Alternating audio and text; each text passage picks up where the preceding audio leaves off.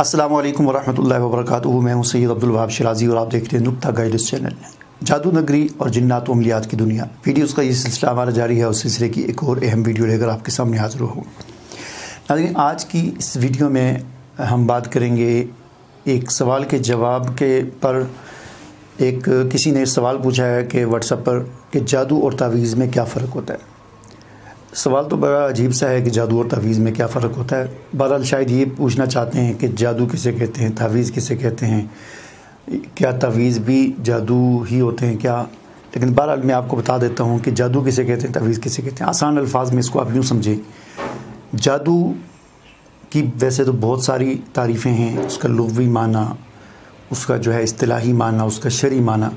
जादू अरबी ज़ुबान में जादू को सिहर कहा जाता है। कुरान मजीद में भी और हदीस में भी ये लफ्ज़ इस्तेमाल हुआ है।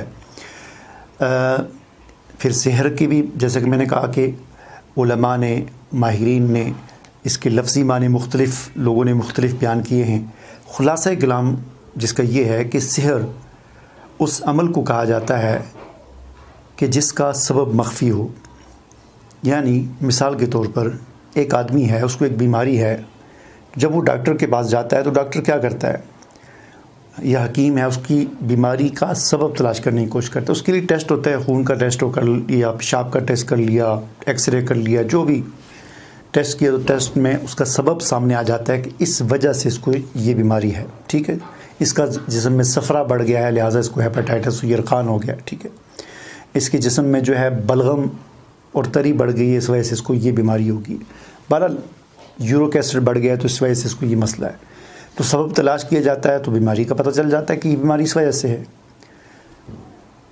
लेकिन अगर ऐसा हो कि उसका सबब न मिले, यानी सबब मख्फी हो जाए, ठीक है, तो अब आपको मेरे ख़्याल में ये बात समझ आ गई होगी कि सिहर उस अमल को या उस चीज़ को कहा जाता है कि जिसका सबब मख्फी हो। मिसाल के तौर पर ये मेरे पास टेबल है, लैपटॉप है, अब ये ऊपर उठ गया यहाँ तक। अब हम देखेंगे कि ये कैसे ऊपर हो गया। ठीक है, हम इसका सबब तलाश करेंगे तो या तो ऐसे होगा कि हमें पता चलेगा जी पीछे से किसी ने हाथ डालकर इसको ऊपर किया है, तो हमें सबब इसका मिल गया कि किसी ने इसको उठाया है हाथ डाल के। लेकिन अगर ऐसा हो कि हम देखें कि इसका ये ऊपर तक चला गया लेकिन नज़र कुछ भी नहीं आ रहा, इसके उठने का सबब हमसे छुपा हुआ है, मख्फी है, क्यों ऊपर है, तो ऐसी चीज़ को जादू कहा जाता है। ये इसका समझने के लफ्ज़ी माना। ठीक है, वैसे आम तौर पर यानी हम यूँ कह लें कि शरीयत की इस्तिलाह में सिहर, इसका यानी मफ़हूम यूँ समझ लें कि सिहर उस अमल को कहा जाता है कि जिसमें जादूगर शयातीन का क़ुर्ब हासिल करता है, उनकी खुशनूदी हासिल करता है। खुशनूदी कैसे हासिल की जाती है वो हम दुनिया में भी देखते हैं कि हमने दुनिया में किसी की खुशनूदी हासिल करनी हो तो क्या करते हैं, हम उसको खुश करने की कोशिश करते हैं। अगर वो पैसे से खुश होता है तो हम उसके सामने पैसा रखते हैं, अगर वो हदिये से खुश होता है तो हम उसको हदिया देते हैं, अगर वो तारीफ़ करने से खुश होता है तो हम उसकी तारीफ़ करते हैं। बिल्कुल ऐसे ही जादूगर शयातीन का और जिन्नात का क़ुर्ब हासिल करने के लिए उनकी कभी तारीफ़ करते हैं, कभी उनको हदिया देते हैं, गोश्त की शक्ल में, बकरे की शक्ल में, मुर्गे की शक्ल में, काले मुर्गे काले बकरे की शक्ल में उनको ये हदिया देते हैं, उनके नाम पर कुर्बानी करते हैं, उनकी तारीफ़ करते हैं, कुछ ऐसे कलिमात पढ़ते हैं जिनमें उनकी तारीफ़ होती है। जैसे हम अल्लाह की तारीफ़ में कहते हैं अल्हम्दुलिल्लाहि रब्बिल आलमीन अर्रहमानिर रहीम, या दीगर जो कलिमात हैं, दुआएं हैं, हम पढ़ते हैं अल्लाह की तारीफ़ में। इस तरह वो जिन्नात की और शयातीन की तारीफ़ में कुछ कलिमात पढ़ते हैं। ठीक है, उनका क़ुर्ब हासिल करते हैं, उनको खुश करने के लिए दीन की तौहीन करते हैं, छोटे बच्चों और बच्चियों के साथ ज़्यादती करके उनका गला दबा के उनको मार देते हैं उनकी खुशनुदी के लिए, और इस तरह की हरकतें करते हैं। इस तरह उनके साथ उनका एक लिंक बन जाता है। ठीक है, बहरहाल जादू कहते हैं ऐसे अमल को कि जिसका सबब मख्फी हो और जिसमें शयातीन का क़ुर्ब हासिल करके, उनकी खुशनुदी हासिल करके उनके ज़रिए से कोई काम किया जाए, किसी को नुकसान पहुँचाया जाए या फ़ायदा पहुँचाया जाए, दोनों सूरतों में वो जादू ही कहलाता है। अब आते हैं दूसरी बात की तरफ कि तावीज़ क्या चीज़ है।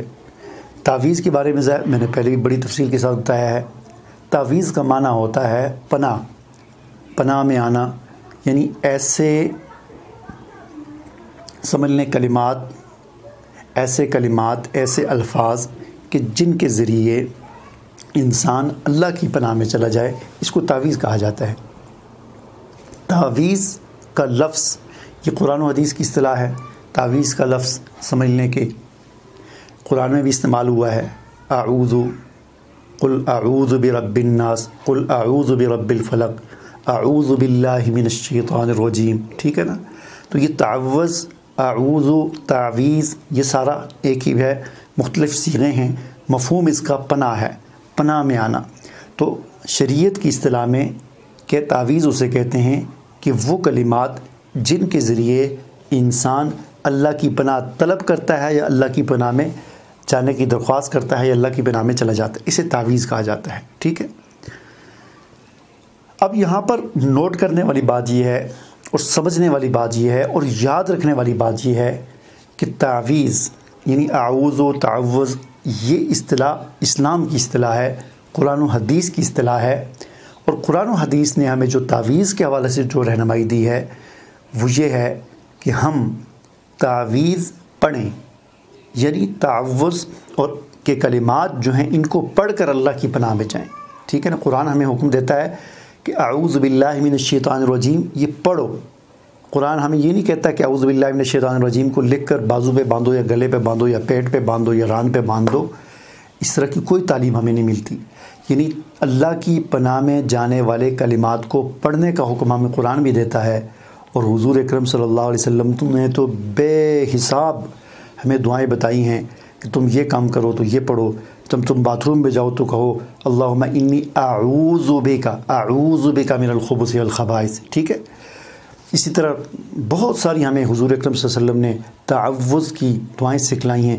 کہیں پر بھی آپ صلی اللہ علیہ وسلم نے یہ نہیں فرمایا کہ یہ دعا کو لکھ کر آپ اپنے گلے میں باندھ دو، اس دعا کو لکھ کر اپنے بازو پہ باندھ دو، اس دعا کو لکھ کر آپ اپنی ران پہ باندھ دو، اس دعا کو لکھ کر اپنے پیٹ پہ باندھ دو، اس دعا کو لکھ کر فلاں جگہ پر باندھ دو، اس دعا کو لکھ کر اس کی دھونی دو، اس دعا کو لکھ کر درخت کے ساتھ لٹکا دو، اس دعا کو لکھ کر کسی قبر میں دفنا دو، قبرستان میں دفنا دو، اس دعا کو لکھ کر پانی میں بہا دو۔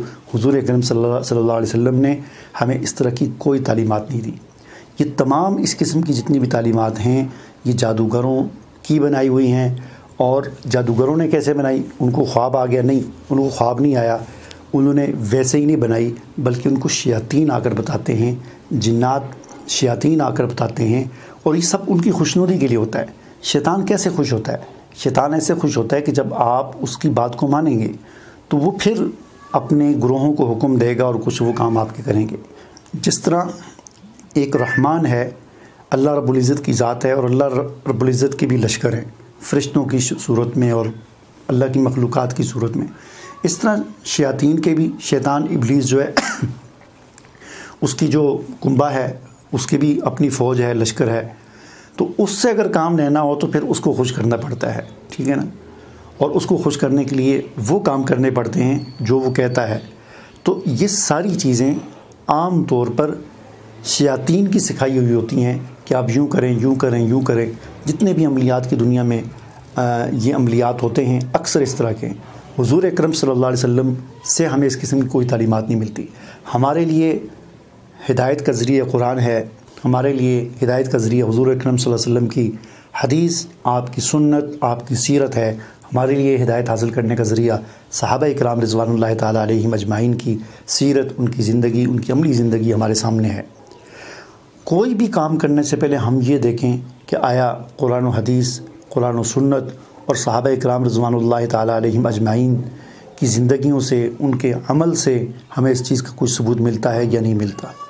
عملیات کی دنیا میں جتنے کام ہوتے ہیں ان میں اکثر یہ ایسے ہیں جن کا نہ سر ہوتا ہے نہ پاؤں ہوتا ہے، ان کا کوئی ثبوت نہیں ہوتا سوائے اس کے کہ جی یہ فلاں کتاب میں لکھا ہوا ہے۔